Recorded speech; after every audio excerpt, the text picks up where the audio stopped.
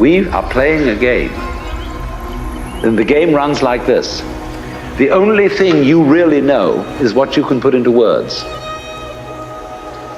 Let's suppose I love some girl rapturously. And somebody says to me, would you really love her? Well, how am I going to prove this? Well, say, write poetry.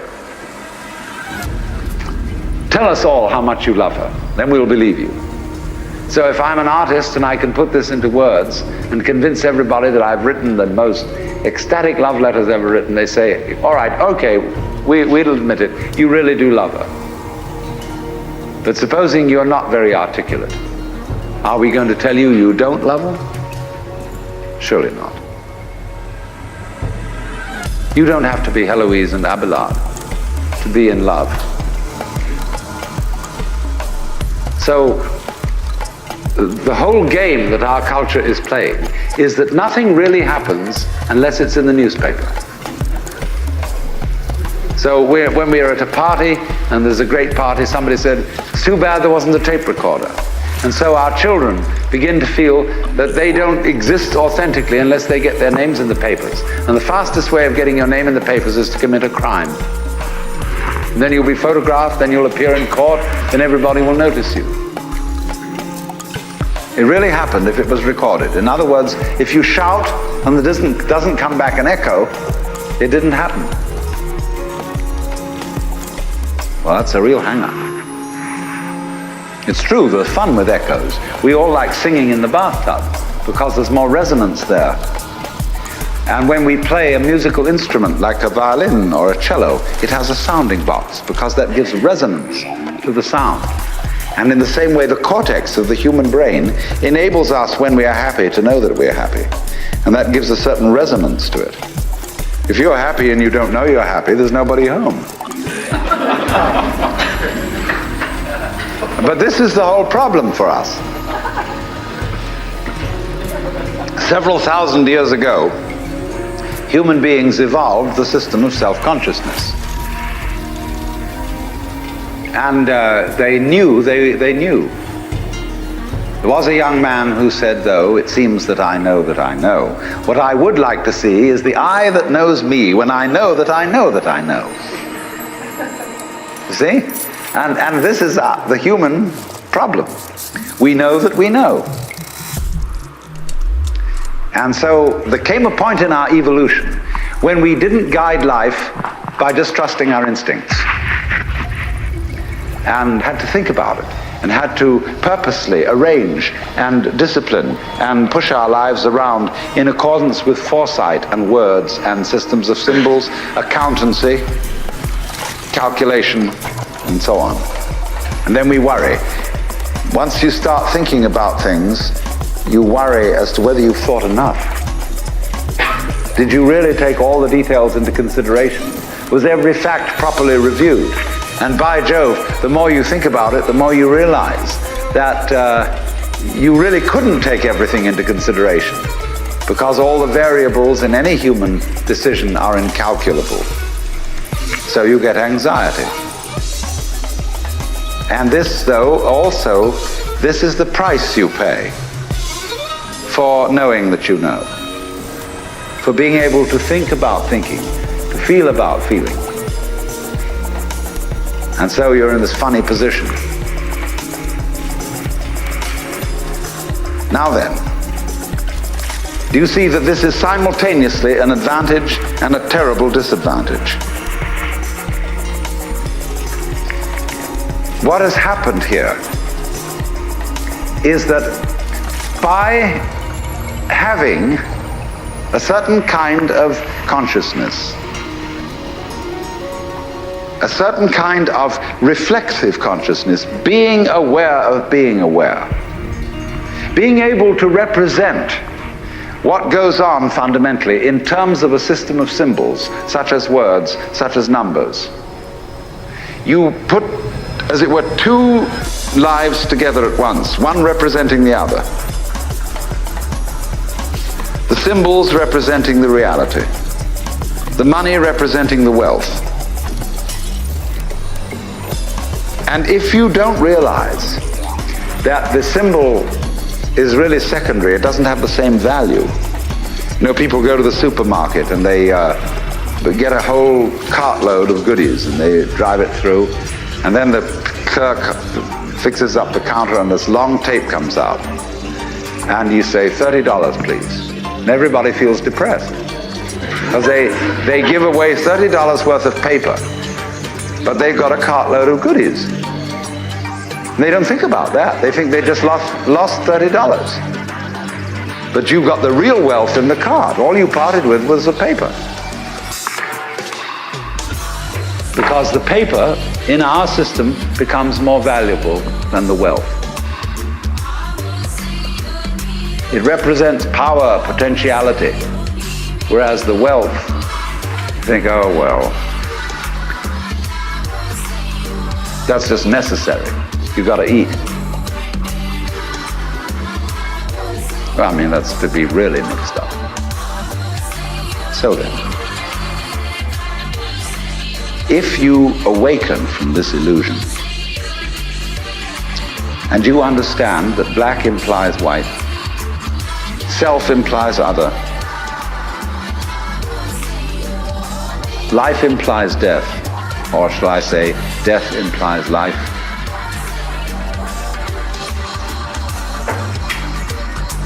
you can feel yourself not as a stranger in the world, not as something here on probation, not as something that has arrived here by fluke, but you can begin to feel your own existence as absolutely fundamental.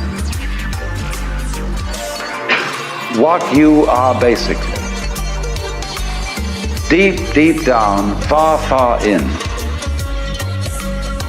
is simply the fabric and structure of existence itself. So, say in Hindu mythology, they say that the world is the drama of God. God is not something in Hindu mythology with a white beard that sits on a throne and that has royal prerogatives. God in Indian mythology is the self, Satchidananda, which means Sat, that which is, Chit, that which is consciousness, that which is Ananda is bliss. And in other words, what exists, reality itself, is gorgeous. It is the plenum, the fullness of total joy. Wow-wee. And all those stars, if you look out in the sky, as a firework display like you see on the 4th of July, which is a great occasion for celebration. The universe is a celebration. It is a fireworks show to celebrate that existence is. Wow-wee. And then they say, but however, there's no point just in sustaining bliss. Let's suppose that you were able every night to dream any dream you wanted to dream. And that you could, for example, have the power within one night to dream 75 years of time. Or any length of time you wanted to have. And you would naturally, as you began on this adventure of dreams, you would fulfill all your wishes. You would have every kind of pleasure you could conceive. And after several nights of 75 years of total pleasure each, you would say, well, that was pretty great. But now let's have a surprise. Let's have a dream which isn't under control. Well, something is going to happen to me that I don't know what it's going to be. And you would dig that and come out of that and say, wow, that was a close shave, wasn't it? And then you would get more and more adventurous, and you would make further and further out gambles as to what you would dream. And finally, you would dream where you are now. You would dream the dream of living the life that you are actually living today. That would be within the infinite multiplicity of choices you would have, of playing that you weren't God. Because the whole nature of the Godhead, according to this idea, is to play that he's not. The first thing he says to himself is, man, get lost. Because he gives himself away. The nature of love is self-abandonment, not clinging to oneself. Throwing yourself out, as in, for example, in basketball, you're always getting rid of the ball. You say to the other fellow, have a ball. See? And that keeps things moving. That's the nature of life. So in this idea then, everybody is fundamentally the ultimate reality. Not God in a politically kingly sense, but God in the sense of being the self, the deep down basic whatever there is. And you're all that, only you're pretending you're not. And it's perfectly okay to pretend you're not, to be absolutely convinced, because this is the whole notion of drama. When you come into the theater, there is a proscenium arch and a stage, and down there is the audience. And everybody assumes their seats in the theater and are going to see a comedy, a tragedy, a thriller, or whatever it is. And they all know as they come in and pay their admissions that what is going to happen on the stage is not for real. But the actors have a conspiracy against this, because they're going to try and persuade the audience that what is happening on the stage is for real. They want to get everybody sitting on the edge of their chairs. They want to get you terrified or crying or laughing. Absolutely captivated by the drama. And if a skillful human actor can take in an audience and make people cry, think what the cosmic actor can do. Why, he can take himself in completely. He can play so much for real that he really believes it is. Like you sitting in this room, you think you're really here. Why, you've persuaded yourself that way. You've acted it so damn well that you know this is the real world. But you're playing it. It's because the audience and the actor is one. Because behind the stage, there's the green room. Off-scene, obscene,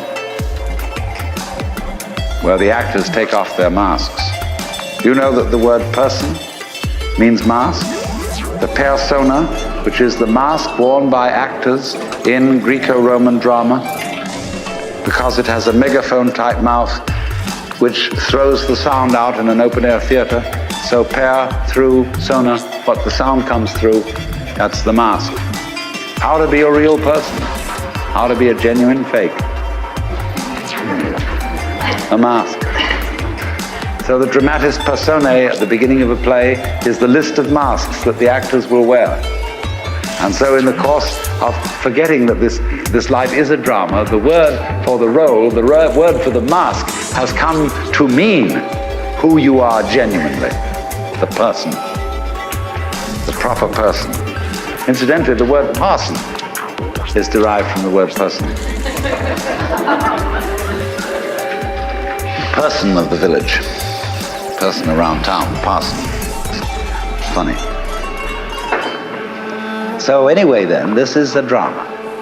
I'm not trying to sell you on this idea in the sense of converting you to it. I want you to play with it. I want you to think of its possibilities. I'm not trying to prove it. I'm just putting it forward as a possibility of life to think about. So then, this means that you're not victims of a scheme of things, of a mechanical world or of an autocratic God. The life you're living is what you put yourself in. Only you don't admit it because you want to play the game that it's happened to you. In other words, I got mixed up in this world. My parents, I had a father who got hot pants over a girl, and she was my mother. And because he was just a horny old man. And as a result of that, I got born. And I blame him for it and say, well, that's your fault. You got to look after me. And he says, I don't see why I should look after you. You're just a result. And But let's suppose we admit that I really wanted to get born, and that I was the ugly gleam in my father's eye when he approached my mother. That was me. I was desire. And I deliberately got involved in this thing. Look at it that way instead. And that even if I got myself into an awful mess, and I got born with syphilis and the Great Siberian Itch and tuberculosis and in a Nazi concentration camp, nevertheless, this was a game which was a very far-out play. It was a kind of cosmic masochism. But I did it. Isn't that an optimal game rule for life? Because if you play life on the supposition that you're a helpless little puppet that got involved, or if you play it on the supposition that it's a frightful, serious risk and that we really ought to do something about it and so on, it's a drag. There's no point in going on living unless we make the assumption that the situation of life is optimal. That really and truly we are all in a state of total bliss and delight. But we are going to pretend we aren't just for kicks. You play non-bliss in order to be able to experience bliss. And you can go as far out as non-bliss as you want to go.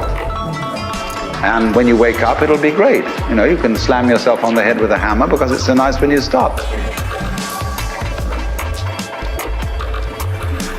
And it makes you realize, you see, how great things are when you forget that that's the way it is. And that's just like black and white. You don't know black unless you know white. You don't know white unless you know black. This is simply fundamental.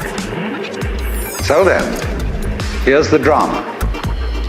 My metaphysics, let me be perfectly frank with you, are that there is the central self. You can call it God, you can call it anything you like. And it's all of us.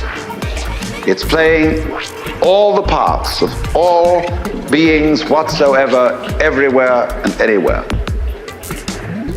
And it's playing the game of hide and seek with itself. It gets lost, it gets involved in the farthest out adventures, but in the end, it always wakes up and comes back to itself. And when you're ready to wake up, you're going to wake up. And if you're not ready, you're going to stay pretending that you're just a little, poor little me. And since you're all here and engaged in this sort of inquiry and listening to this sort of lecture, I assume that you're all on the process of waking up. Or else you're teasing yourselves with some kind of flirtation with waking up, which you're not serious about. But I assume maybe you are, not serious but sincere, that you are ready to wake up. So then, when you're in the way of waking up and finding out who you really are, you meet a character called a guru. As the Hindus say this word, the teacher, the awakener. And what is the function of a guru? He's the man who looks at you in the eye and says, oh, come off it. I know who you are. You know, you come to the guru and say, sir, I have a problem. I'm unhappy and I want to get one up on the universe, or I want to become enlightened. I want spiritual wisdom. Ah, and the guru looks at you and says, who are you? You know Sri Ramana Maharshi, that great Hindu sage of modern times? People used to come to him and say, Master, who was I in my last incarnation? As if that mattered. And he would say, who is asking the question? And he'd look at you and say, basically, go right down to it. You're looking at me, you're looking out, and you're unaware of what's behind your eyes. Go back in and find out who you are, where the question comes from, why you ask. And if you've looked at a photograph of that man, I have a gorgeous photograph of him. And you look in those, I walk by it every time I go out of the front door. And I look at those eyes and the humor, the lilting laugh that says, oh, come off it, man. Shiva, I recognize you. When you come to my door and you say, I'm so-and-so, I say, ha ha, what a funny way God has come on today.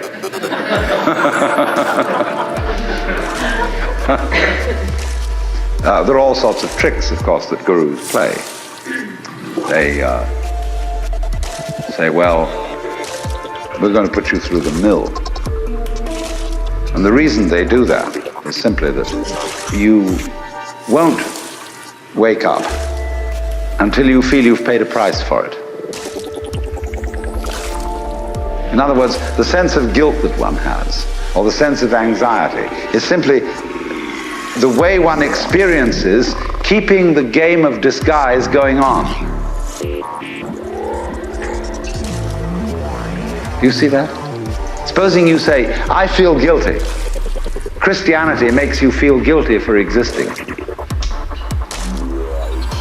That somehow, the very fact that you exist is an affront. You are a fallen human being. I remember as a child when we went to the services of the church on Good Friday, they gave us each a colored postcard with Jesus crucified on it. And it said underneath, this have I done for thee, what doest thou for me? You know, you felt awful. You nailed that man to the cross. Because you eat steak, you have crucified Christ. Because they killed the bull. After all, you depend on it. Mithra, it's the same mystery.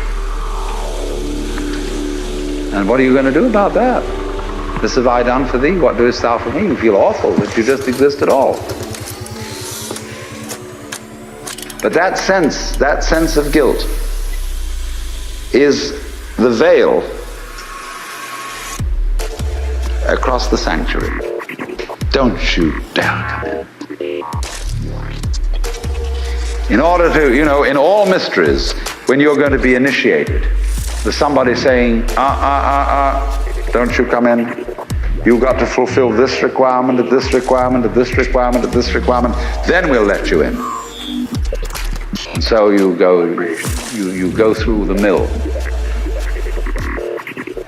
Why? Because you're saying to yourself, I won't wake up until I feel I deserve it. I won't wake up until I've made it difficult for me to wake up. So I invent for myself an elaborate system of delaying my waking up. I put myself through this test and that test, and when I feel it's been sufficiently arduous, then I may at last admit to myself who I really am and draw aside the veil and realize that after all, when all is said and done, I am that I am, which is the name of God.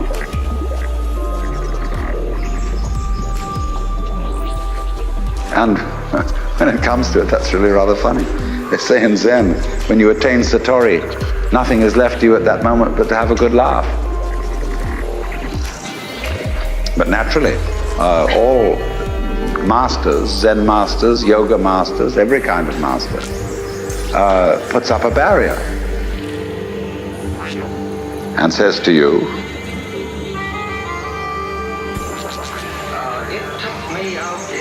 he simply plays your own game. We say anybody who goes to a psychiatrist ought to have his head examined. Because when you go to a psychiatrist, you define yourself as somebody who ought to have his head examined. Same way, the Zen masters say anybody who studies Zen or comes to a Zen master ought to be given 30 blows with a stick.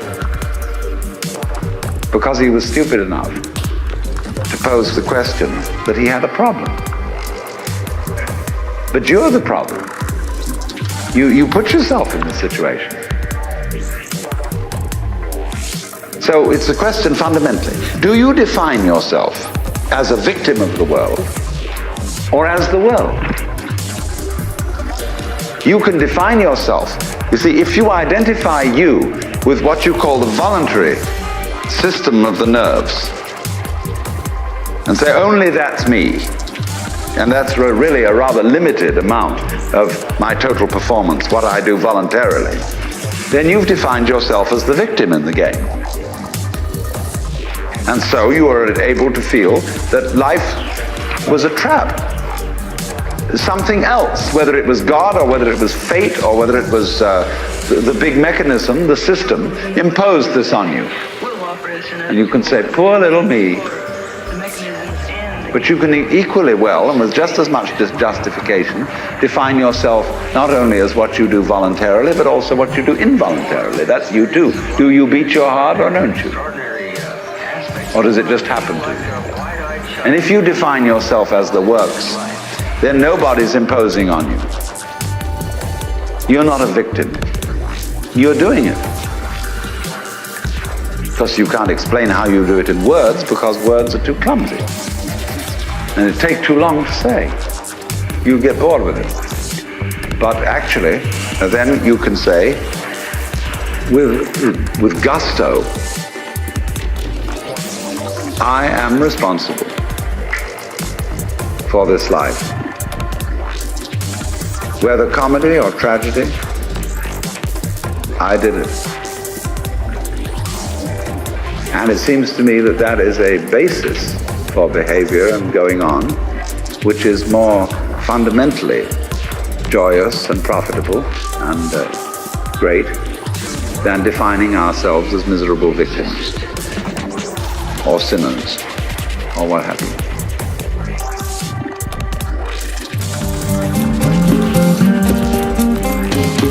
Out of Your Mind now continues with the next lecture from the Nature of Consciousness lecture series.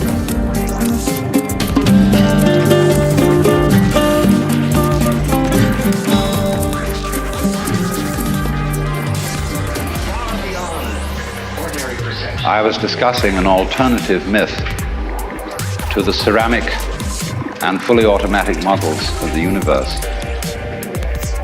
I'll call the dramatic myth. The idea that life as we experience it's a big act, and that behind this big act is the player. And the player, or the self, as it's called in Hindu philosophy, the Atman, is you. Only you are playing hide and seek, since that is the essential game that's going on. It's the game of games, the basis of all games, hide and seek. And so since you're playing hide and seek, you are deliberately, although you can't admit this, or won't admit it, you are deliberately forgetting who you really are, or what you really are, and the knowledge that your essential self is the foundation of the universe, the ground of being, as Tillich calls it, is something you have as what the Germans call a Hintergedanke. A Hintergedanke is a thought way, way, way in the back of your mind, way back here somewhere. Something that you know deep down, but can't admit. So, in a way then, in order to bring this to the front, in order to know that that is the case, you have to be kidded out of your game. You see, the problem is this. We identify in our experience a differentiation between what we do and what happens to us. We have a certain number of actions that we define as voluntary. And we feel in control of those. And then over against that, there is all those things that are involuntary. But the dividing line between these two is very arbitrary.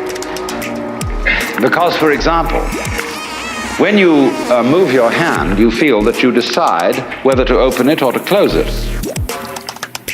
But then ask yourself, how do you decide? When you decide to open your hand, do you first decide to decide? You don't, do you? You just decide, and how do you do that? And if you don't know how you do it, is it voluntary or involuntary? Let's consider breathing. You can feel that you breathe deliberately. You can control your breath. But when you don't think about it, it goes on. Is it voluntary or involuntary? And so we come to have a very arbitrary definition of self. That much of my activity which I feel I do. And that then doesn't include breathing most of the time. It doesn't include the heartbeats. It doesn't include the activity of the glands. It doesn't include digestion. It doesn't include how you shape your bones, circulate your blood. Do you or do you not do these things? Now, if you get with yourself and you find out that you are all of yourself, very strange thing happens. You find that your body knows that you are one with the universe. In other words, that the so-called involuntary circulation of your blood is one continuous process with the stars shining. If you find out that it's you who circulates your blood, you will at the same moment find out that you are shining the sun. Because your physical organism is one continuous process with everything else that's going on. Just as the waves are continuous with the ocean, your body is continuous with the total energy system of the cosmos. And it's all you. Only you're playing the game that you're only this bit of it. But as I tried to explain, there are in physical reality no such things as separate events.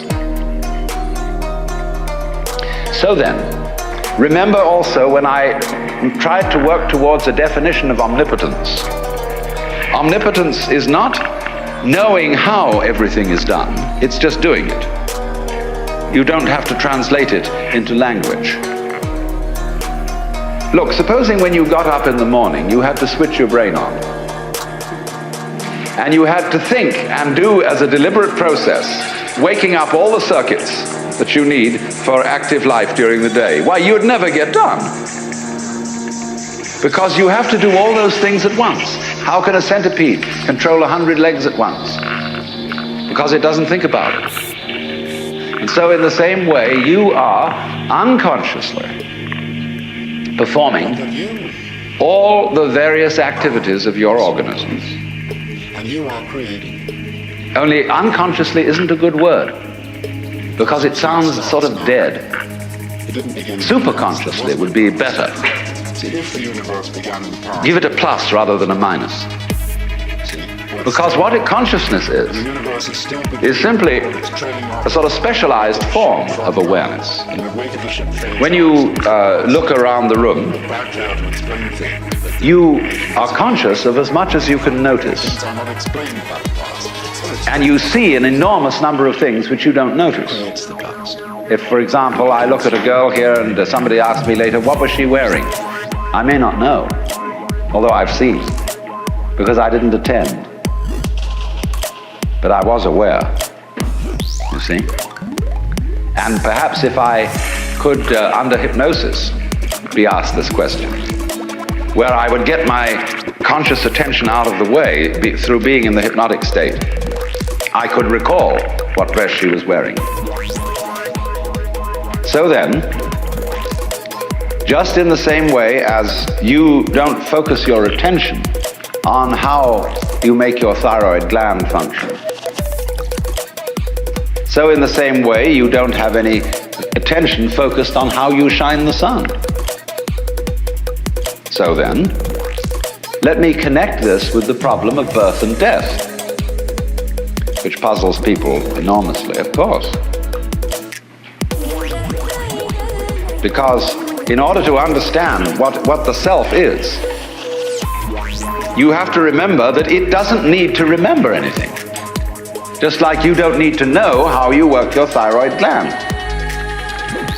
So then, when you die, you're not going to have to put up with everlasting non-existence, because that's not an experience. A lot of people are afraid that when they die, they're going to be locked up in a dark room forever. And sort of undergo that. But one of the most interesting things in the world, this is a yoga, this is a way of realization. Try and imagine what it will be like to go to sleep and never wake up. Think about that. Children think about it. It's one of the great wonders of life. What will it be like to go to sleep and never wake up? And if you think long enough about that, something will happen to you. You will find out, among other things, that it'll pose the next question to you. What was it like to wake up after having never gone to sleep? That was when you were born. You see, you can't have an experience of nothing. Nature abhors a vacuum. So after you're dead, the only thing that can happen is the same experience, or the same sort of experience as when you were born. In other words, we all know very well that after people die, other people are born. And they're all you.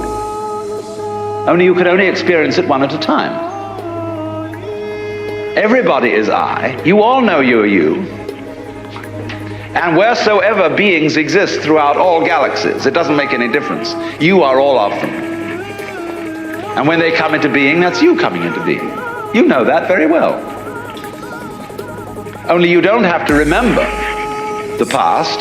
In the same way, you don't have to think about how you work your thyroid gland or whatever else it is in your organism.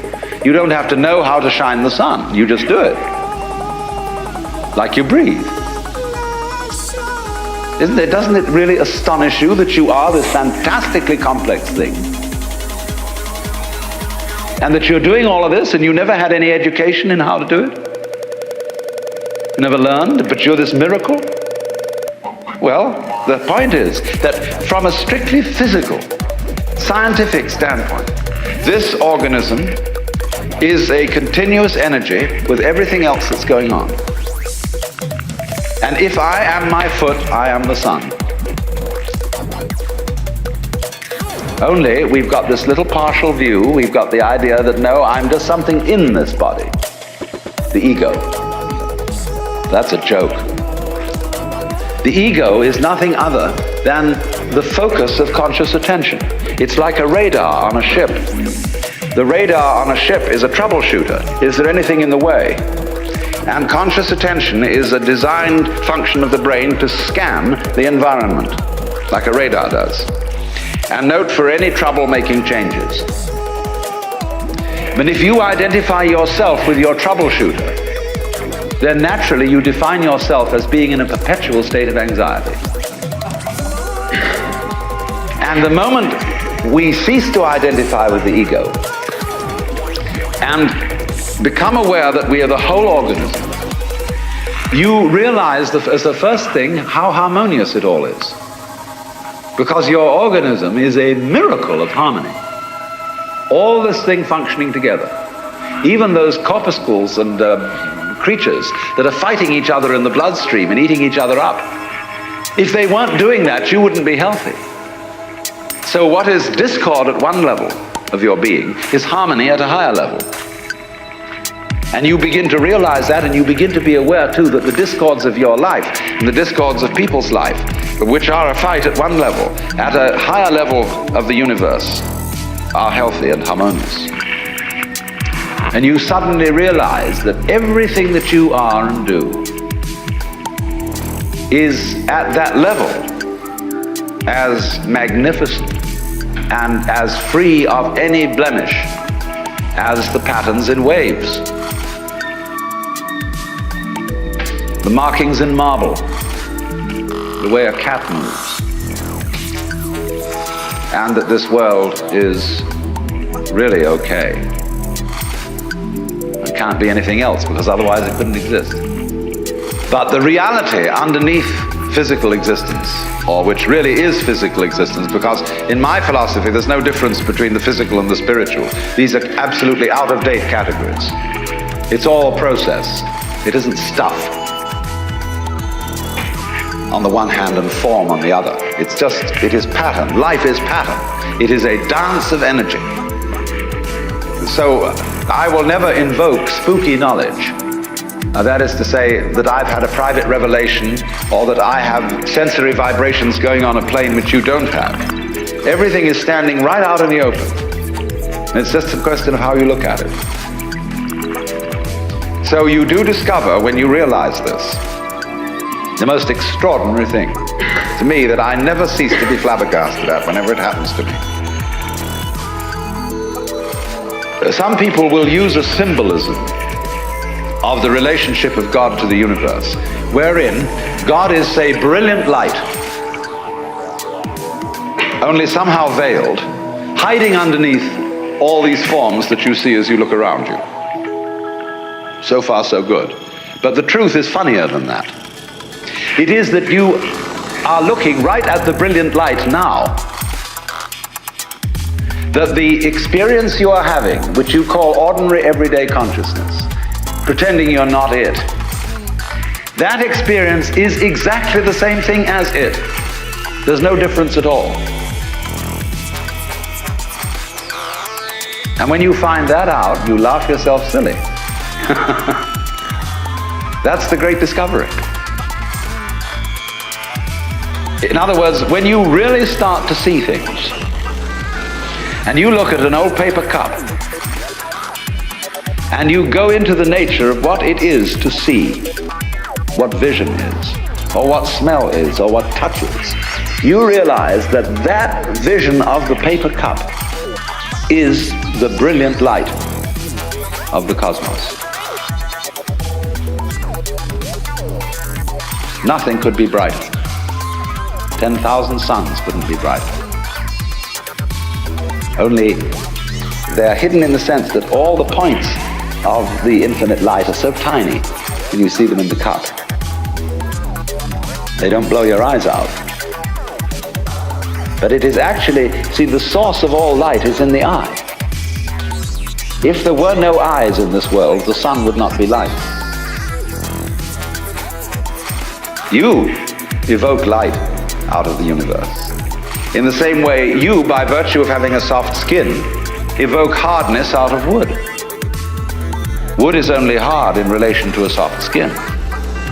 It's your eardrum that evokes noise out of the air.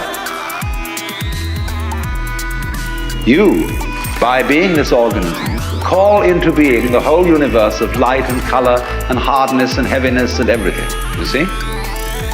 But in the mythology that we've sold ourselves on during the end of the 19th century, when people discovered how big the universe was, and that we live on a little planet in a solar system on the edge of a galaxy, which is a minor galaxy, everybody thought, we're really unimportant after all. God isn't there and doesn't love us, and nature doesn't give a damn. And we put ourselves down, see? But actually, it's this little funny microbe, tiny thing, crawling on this little planet, that's way out somewhere, who has the ingenuity, by nature of this magnificent organic structure, to evoke the whole universe out of what would otherwise be mere quanta. There's jazz going on. But you see, this little ingenious organism is not merely some stranger in this. This little organism on this little planet is what the whole show is growing there, and so realizing its own presence. Well, now here's the problem. If this is the state of affairs, which is so, and if the consciousness state you're in at this moment is the same thing as what we might call the divine state, if you do anything to make it different, it shows you don't understand that it's so. So the moment you start practicing yoga, or praying, or meditating, or indulging in some sort of spiritual cultivation, you are getting in your own way. The Buddha said, we suffer because we desire. If you can give up desire, you won't suffer. But he didn't say that as the last word. He said that as the opening step of a dialogue. Because if you say that to someone, they're going to come back after a while and say, yes, but I'm now desiring not to desire. And so the Buddha will answer, well, at last you're beginning to understand the point.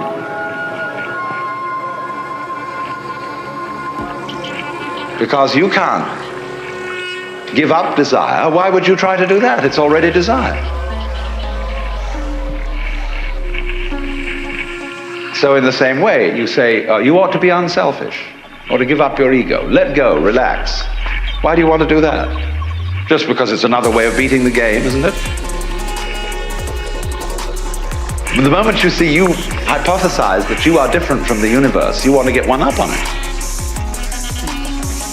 But if you try to get one up on the universe, and you're in competition with it, it means you don't understand you are it. You think there's a real difference between self and other. But self, what you call yourself and what you call other, are mutually necessary to each other, like back and front. They're really one.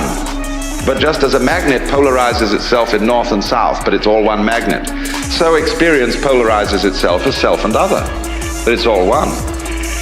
So if you try to make the North Pole get the mastery of it, or the South Pole get the mastery of the North Pole, you show you don't know what's going on. A guru or teacher who wants to get this across to somebody because he knows it himself, and when you know it, you know, you like others to see it too.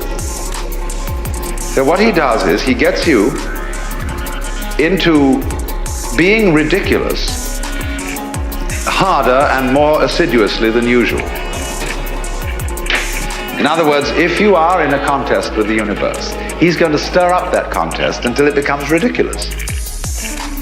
And so he sets you such tasks as saying, now of course, in order to be a true person, you must give up yourself. Be unselfish. So the Lord steps down out of heaven and says, the first and great commandment is, thou shalt love the Lord thy God. You must love me. Well, that's a double bind. You can't love on purpose. You can't be sincere purposely. It's like trying not to think of a green elephant while taking medicine.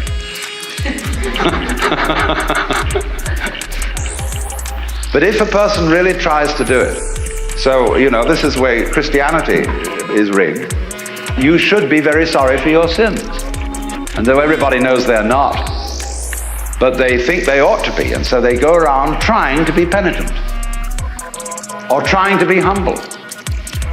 And they know the more assiduously they practice it, the phonier and phonier the whole thing gets. And so in this way, it's what it's called the technique of reductio ad absurdum. If you think you have a problem, you see, and that you're an ego and that you're in difficulty, the answer that the Zen master makes to you is, show me your ego. I want to see this thing that has a problem. When Bodhidharma, the legendary founder of Zen, came to China, a disciple came to him and said, I have no peace of mind. Please pacify my mind. And Bodhidharma said, bring out your mind here before me and I'll pacify it. Well, he said, when I look for it, I can't find it. So Bodhidharma said, there, it's pacified. See, because when you look for your own mind, that is to say your own particularized center of being, which is separate from everything else, you won't be able to find it. But the only way you'll know it isn't there is if you look for it hard enough to find out that it isn't there. And so everybody says, all right, know yourself, look within, find out who you are. Because the harder you look, you won't be able to find it. And then you'll realize that it isn't there at all. There isn't a separate you. Your mind is what there is. Everything. But the only way to find that out is to persist in the state of delusion as hard as possible. That's one way. I haven't said the only way, but it is one way. And so almost all spiritual disciplines, meditations, prayers, etc., are ways of persisting in folly. Doing resolutely and consistently what you're doing already. So if a person believes that the earth is flat, You can't talk him out of that. He knows it's flat. Look out of the window and see it. Obviously, it looks flat. So the only way to convince him that it isn't is to say, well, let's go and find the edge.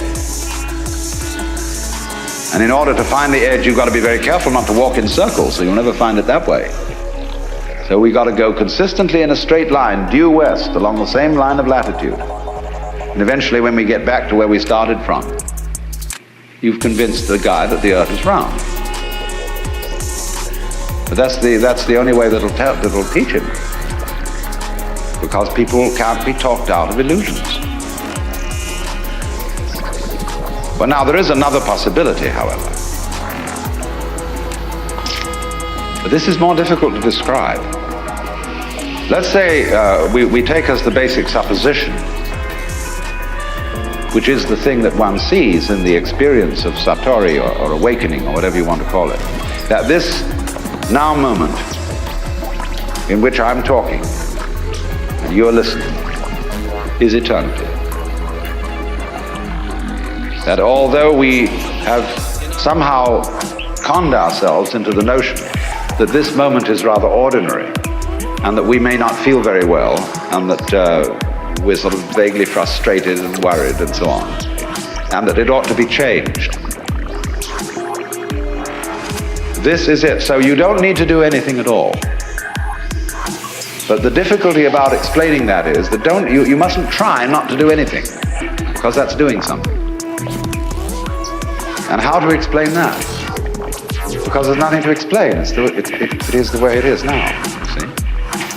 And if you understand that, it will automatically wake you up. That's why Zen teachers use shock treatment to sometimes while they hit people or shout at them or create a sudden surprise. Because it is that jolt that suddenly brings you here. See, there's no road to here, because you're already there. And if you ask me, how am I going to get here? It'll be like the famous story of the American tourist in England who asked some yokel the way to Upper Tuddenham, little village. The yokel scratched his head and he said, well, sir, I do know where it is, but if I were you, I wouldn't start from here.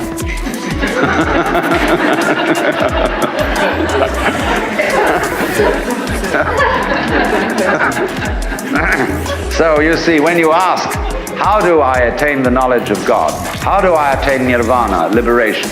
All I can say is it's the wrong question. Why do you want to attain it? Because the very fact that you're wanting to attain it is the only thing that prevents you from getting there. You already have it. But of course, it's up to you. It's your privilege to pretend that you don't. That's your game. That's your life game. That's what makes you think you're an ego. And when you want to wake up, you will. Just like that. If you're not awake, it shows you don't want to. You're still playing the hide part of the game. You're still, as it were, the self, pretending it's not the self. That's what you want to do. So you see, in that way too, you're already there. When you understand this, a funny thing happens. And some people misinterpret it. You will discover as this happens that the distinction between voluntary and involuntary behavior disappears. You will realize that what you describe as things under your own will feel exactly the same as things going on outside you. You watch other people moving and you know you're doing that. Just like you're breathing or circulating your blood. If you don't understand what's going on, you're liable to get crazy at this point and to feel that you are God in the Jehovah sense. Say that you actually have power over other people so that you could alter what they're doing, and that you are omnipotent in a very crude, literal kind of Bible sense. see? And a lot of people feel that and they go crazy. They have to put them away. They think they're Jesus Christ and that everybody ought to fall down and worship. That's only they got their wires crossed. They haven't been able to, this experience happened to them, but they don't know how to interpret it. So be careful of that. Jung calls it inflation. People who get the holy man syndrome, that I suddenly discovered that I'm the Lord and that I'm above good and evil and so on, and that therefore I start giving myself airs and graces. But the point is everybody else is too. If you discover that you're that, then you ought to know that everybody else is. Well, for example, let's see how in other ways you might realize this. Most people think when they open their eyes and look around that what they are seeing is outside. It seems, doesn't it, that you are behind your eyes. And that behind the eyes there is a blank. You can't see at all. Turn around, you see something else in front of you. But behind the eyes there seems to be something that has no color. It isn't dark, it isn't light, it's just, it's there from a tactile standpoint. You can feel it with your fingers, although you don't get inside it. But what is that behind your eyes, you see? Well, actually, when you look out there and see all these people and things sitting around, that's how it feels inside your head. The color of this room is back here in the nervous system, where the optical nerves are at the back of the head. It's in there. It's what you're experiencing. What you see out here is a neurological experience. Now, if that hits you, and you feel sensuously that that's so, you may think that then therefore, the external world is all inside my skull. But you've got to correct that with the thought that your skull is also in the external world. So you suddenly begin to feel, well, wow, what a kind of a situation is this? It's inside me, and I'm inside it, and it's inside me, and I'm inside it. But that's the way it is. This is what you could call transaction, rather than interaction, between the individual and the world. Just like, for example, in buying and selling, there cannot be an act of buying unless there's simultaneously an act of selling, and vice versa. So the relationship between the organism and the environment is transactional. The environment grows the organism, and in turn the organism creates the environment. The organism turns the sun into light, but it requires there to be an environment containing a sun for there to be an organism at all. And the answer to it is simply they're all one process.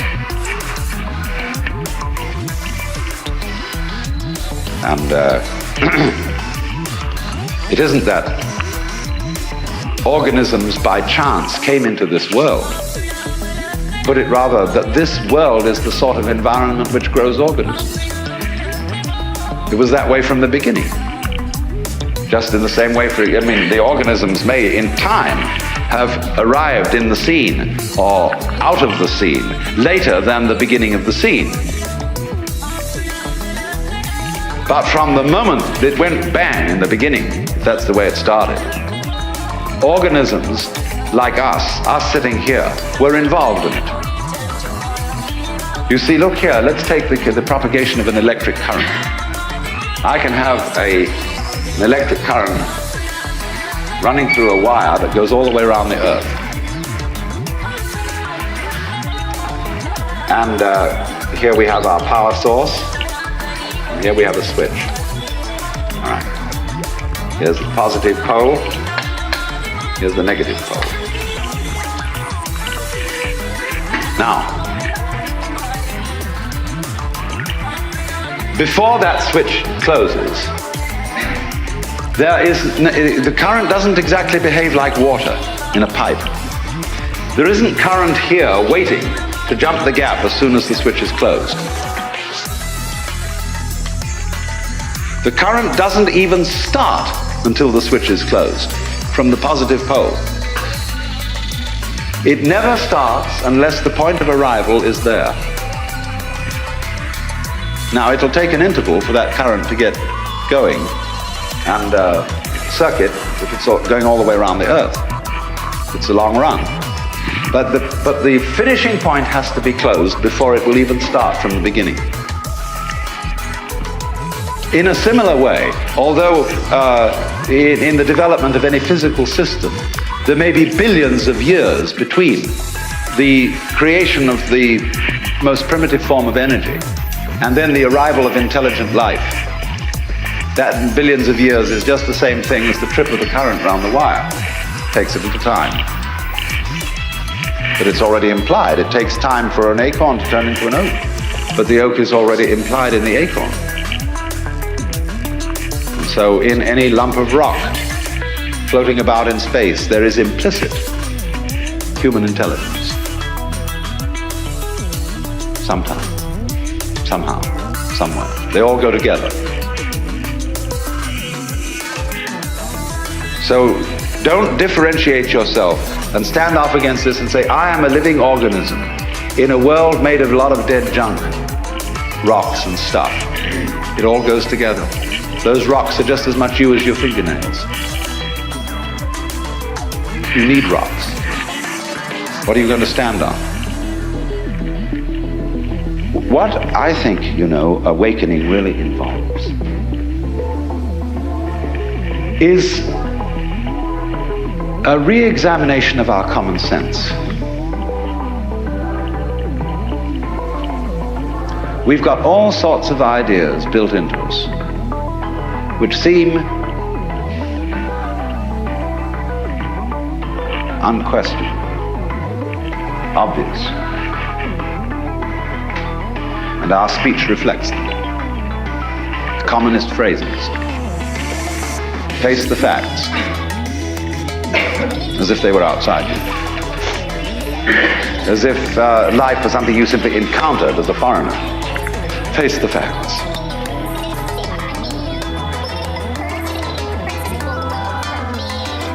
Our common sense has been rigged, you see, so that we feel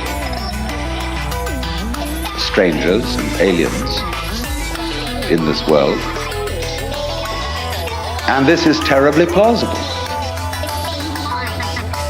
Simply because it's what we're used to. That's the only reason. But when you really start questioning this, say, is that the way I have to assume life is? I know everybody does, but does that make it true? It doesn't necessarily. It ain't necessarily so. And so then as you question this basic assumption that underlies our culture, you find you get a new kind of common sense. It becomes absolutely obvious to you that you are continuous with the universe. For example, people used to believe that the people who lived in the Antipodes would fall off. And that was scary. But then when somebody sailed around the world, and we all got used to it, and now we travel around in jet planes and everything, we have no problem about feeling that the Earth is globular. None whatever. We got used to it. So in the same way, Einstein's relativity theories, the curvature of the propagation of light, that began to bother people when Einstein started talking like that. But now we're all used to it. Well, in a few years, it will be a matter of common sense to very many people that they're one with the universe. It'll be so simple. And then maybe, if that happens, we shall be in a position to handle our technology with more sense. With love instead of with hate for our environment.